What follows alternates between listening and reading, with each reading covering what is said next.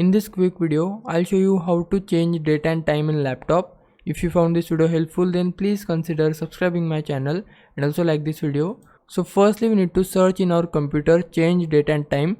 I'll simply search it here, and now as you can see, this is the option change date and time. We just need to click on it. After that, it might take a moment to load. We just need to be patient. And now you can see this is my time and there is my date mentioned as well. And if you want to have a automatically time set in your computer, then enable this option, which in my case is enabled, and you can change the time zone according to you. If I change my time zone from here, then you can see my time will be also changed according to my time zone because I have enabled this option. And if you want to set your time manually, then disable this option and then you will be able to change your time manually.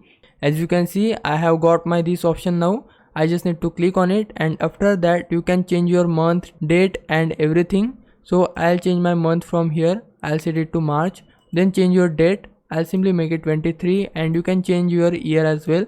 And now change your time according to you. I'll make it 10. Once you are happy with everything, just tap on change to apply changes, and as you can see my date and time, everything is now changed. Now it's your time to repay me. For that you can just subscribe my channel. I would really appreciate it. For now, thanks for watching. Bye bye.